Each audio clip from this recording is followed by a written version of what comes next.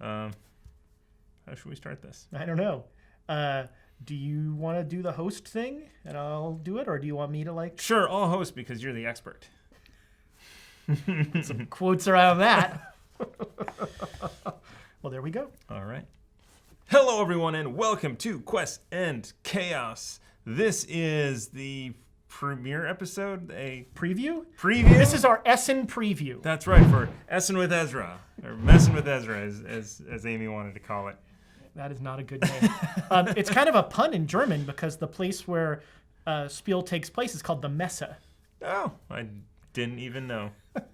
See, that's how smart we are. That's right. I will be traveling this year to the world's largest board game trade show, the Spiel in Essen. It's in central Germany, October 24th to the 27th. And I'm going to be doing some video bits while I'm there. And we thought tonight we would talk a little bit about some of the games that I'm really interested in, talk a little bit about the Spiel, and maybe talk about some ways that you can share along in this experience, not just with us. So what is the Spiel? What is Essen Spiel? So it is a massive board game trade show. There are 6 halls, 80,000 square meters. Last year there were 1,150 exhibitors and over 190,000 attendees. So you've got last year you had exhibitors from over 50 countries. One of the really neat things is we've started to see a lot of really interesting games coming out of Asian countries, and now there's a really burgeoning board game scene in Africa. And so there's a booth. So for instance, the Taiwanese Gamers Guild just has a large booth, and they've got like 30 designers from Taiwan who are there demoing their games and selling their games. Right. And I think there's going to be some African presence like that as well, which is really neat. I'm looking forward to checking that out. All the big companies are there. All the major German companies are there, but you've got your U.S. companies like Stronghold, Fun Again. All of those companies are going to be there, showing off what is sort of their wares for here. And so when we do our preview of games, I want everyone to understand that my shopping there is different than a lot of people's, because I'm not buying the latest Stronghold game because I know I can get it when I come back to the States and not have to have it take up room in my luggage. Really, what I'm looking for are weird small publishers that only show up at Essen. Right. There's a guy, so 2016, a designer, hopefully you've heard of the great little deduction card game Coup, the little hidden. So the guy who made that, Ricky Tada, he every year just has a table at Essen. He doesn't have a booth, he just has a table. And he makes like 50 to 100 copies of whatever game he's made. And he just sits there and he demos them and he sells them. And Coup was I loved Coup so much that now I just go back every time to see what has Ricky got this time. Yeah. And that's the sort of thing that happens at Essen, where you just find a random little booth of a company from Czechoslovakia or Poland or something like that, and they've got a random little game. So like to seg into the games I'm excited about, a perfect example of this is a game called Zoocracy. Okay. Zoocracy. Democracy in a zoo. You're actually surprisingly close. So autocracy in a zoo. Zoocracy is by Simon Hawes, and it's self-published. But it's an election game where it's a parliamentary election. So you can get representation, and everybody has a certain number of seats in there. But each of you is a different race is the wrong word, but a different race of animal. Okay. And the various animals have various player powers. Gotcha. Okay. So it's an election game with player powers. And do the lions always beat the zebras? It just seems like it would just kind of be. They are the king of everything. I don't know. Maybe they win all ties or something. King of the jungle. Lions win all ties. But so I'm really excited about that game. It looks really neat. And again, it's a tiny little publisher. Right. So that's probably not going to make it to the U.S. So those are the kinds of things that I look for. The other one that I'm really excited about is by a German designer, Andreas Wilde, and the publisher is Hybr, Hybr. And this game has the best title I think I've seen yet, Soviet Kitchen Unleashed. And this is a game where it's a cooperative game where we're all playing together, trying to make the least disgusting meal possible. Wow. as Soviet chefs or cooks in the end of World War II, when we have almost nothing to be making food with. Right. And one really interesting aspect to this game is that it uses an app, and it uses, all the cards have QR codes on them. And so, and it's sort of, if you want to abstract it, like we get a challenge that says we need cards of 3 colors. Right. And we all put in a card, and you scan that card, and the app goes, here's what happened. Right. Which I think is already neat enough. But the other really interesting thing about this is that it's got 2 different modes. There's a competitive mode. There's I think it's called competitive mode, where you're playing against the game. Okay. And then there's a story mode, where over the course of, I think, 20 different games, you have different challenges will come up as you're trying to, and this is like a 20-minute game. It's a super fast story game. of this kitchen that you have. The story of World War II Soviet cooking. What could possibly go wrong? So that's another one that I'm really interested in, Soviet Kitchen Unleashed. Keeping in that sort of somewhat cooperative game, there's a game called We're Doomed by Mike Horton, and that's from Breaking Games. And We're Doomed is a, Thomas will know and I'll tell you, there's nothing I like more than a game that is cooperative until it isn't. I love competitive cooperative games. Betrayal. Yeah. And so this is a game, the idea is the world is ending, and we are, all of us, stupid rich people who are trying to build a spaceship to get us out of here. Okay. So it's but like there's Civilization. not going to be room on the spaceship for everybody. Nice. And so each round, there's going to be, and the really interesting thing about this game, it is timed. So the game is 15 minutes. Ooh, okay, yeah. And you can dither, and you can kind of copyright Boris Johnson, and you can you can try and hold things out. But at the end of the game, you're going to get on that spaceship in the order of the people with the most influence. Right. And you get influence by giving money to the spaceship to help build it. Gotcha. And so you can like build yourself up, and all of a sudden you find you're not on the spaceship due to shenanigans. I'm a sucker for games like that. It sounds really interesting. It's interesting, those timed games, are great for home at the table or out with friends. Not so great for a stream. It's true.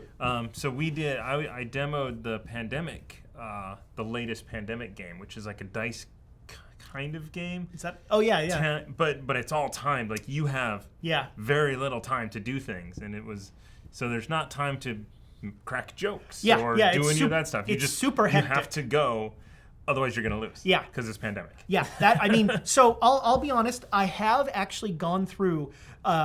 So this year at Essen, so far, I have looked at 1,123 games. And I've gone through, there's a great tool you can look, there's a website, Tabletop Together, that lists every game there, and you can get a little capsule, and you can essentially say, I want this game, I like this game, you can rank them. And I've definitely got a list that is games that I think would be good on stream, right. And then games that I just want for me. And then the other 2, these are now slightly larger designers that are probably going to come to America, but they're just either they're so cool or they're from somebody I love, so I want to get them. One is Megacity Oceania, which is a dexterity city builder. Oh gosh. It is the designers are Michael Fox and Jordan Draper. Michael Fox, by the way, co-designed last year's super interesting game, Holding On with. I forget with a guy. It's a guy's name, Bennett something. But the idea of that game, it's a cooperative game where you're the medical team trying to keep this guy alive. Okay. And it's a legacy game because over the course of the various games, you're finding out why this guy's in the hospital and his memories and stuff. Oh, wow. Great game. Neat. Amazing game. Not a dexterity game. It is not a dexterity game. It is also, I will be clear, not the feel-good hit of the summer because he's going to die. It's just a question of how long you can hold on.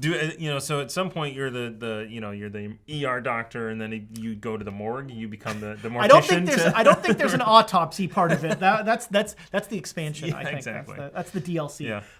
But Megacity Oceania, by those 2, it's published by Hub Games. So this is a game where the worker placement part of it is I'm getting materials. And the materials are these really cool pieces. If any of you have ever seen, Jordan Draper does a lot of games that use these really intricate little bits that he, in past games, he is like 3D cut himself. Wow. Or he's gone to like a makerspace, right. And he's used those really neat stuff. This game, they are taking that and sort of mass producing it, and so you've got materials that you use to build these towers. Okay. And the materials I got a demo of this at the last Board Game Geek Con.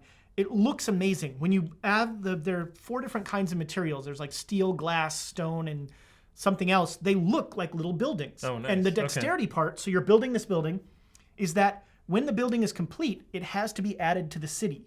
And so you have to it's on a card, and you have to push the card in there to make sure it gets in there to get the points, which is a really fun aspect of the game. And you can do that not on your turn. So on my turn, I'm doing all this, and then... Just slowly moving it over while someone else is building right. theirs? And so one neat thing about this game is there's very little downtime. Okay. Because while you're building your building, I'm getting mine in there, and then you get freaked out when I go, no, when it falls. Looks really neat. It's a must buy for me. I think it's going to look great on the table, and it's going to be a fun game. And the last one is, so my favorite game designer, Friedemann Fries, a crazy mad scientist of a German game designer. He designed Power Grid, which a lot of people probably know. He designed one of the games that I really enjoyed a couple years ago. Oh gosh, I'm blanking on the name. That's embarrassing. But anyway, he's designed many. We'll fix that in post. He's designed tons of games. And he has a very strong relationship with Stronghold Games. So this game is going to come out in the U.S. Right. The game is called Fast Sloth. Nice, very good. And so Friedemann, his company is called 2F Spiele. All his games have F names. One of my favorite Halloween games, Fearsome Floors, is a wacky chase game through there. We should get all the Quest and Chaos people to play that sometime. We didn't. Oh, maybe we did in one of our early... in the old studio. I don't think we ever actually posted that. No, well, because there was the one that I just did so wrong that we can't post it. I think the whole session was like, nah, let's just throw the whole thing. It's all been tarred by that. So Fast Sloth, great theme. You're all sloths that are at a resort, and you want to get to all the food stations at the resort, but you can't move, and so you wait for other animals to pick you up. Oh, nice. And so the mechanic of the game is it's got an interesting deck building aspect, because at the beginning of the game, you're going to put out, I think it's 5 different animals. Okay. And those animals are going to be the movement cards. And then you have to, each run, there's a drafting. So I'm going to get the giraffe, you're going to get whatever. Yeah. And then I move using the rules of that animal. And so there's a drafting aspect to it. And they're going to, they said there's 256 different combinations of animals. Okay. So a lot of replayability and the map is also modular, so you move stuff around. And it's basically a pick up and deliver race game where you are the thing being picked up and delivered, which I love that idea. Yeah, that's fun. And it's going to be, the drafting aspect of it also, I think, adds a really neat strategic element. And there's no hidden information. So you know exactly what the cards are. You know exactly what everyone's doing. So it's technically a game where you can AP yourself all you want. Right, there's plenty of room for it. Right. And then one that I know you're excited about as a Kickstarter backer. I am. I'm going to definitely check out and try and get some video of Tainted Grail. And maybe find out how to play. Well, I have the rule book already. You know what's funny? So. Let me tell you, I'll tell you something about Essen. It is a sneaky, terrible place to play games. Oh, yeah. It's a great place to buy games, but actually playing games there. So during the show, most of what you're doing is demoing. Mm-hmm. And the demos are usually not run, at a small booth, it's run by the designer. Pretty sure they're going to get the rules right. Right. At the larger booths, it's volunteers, and there are varying levels of getting the rules right. And then at night, everybody goes to various restaurants around the place or goes back to hotel conference rooms and plays the games they've just bought. Right. And so there's a lot of, I'm playing this game we're reading the rules. And so you can play games really wrong while you're there. Right. It's kind of a humorous aspect to it. But hopefully I'll try and get a demo of Tainted Grail. It looks amazing, just the minis and stuff look incredible. If we ever finish Gloomhaven. I think we're going to start Tainted Grail before. Oh wow! Before all right, there we go. Gloomhaven. There we go. I'm hoping.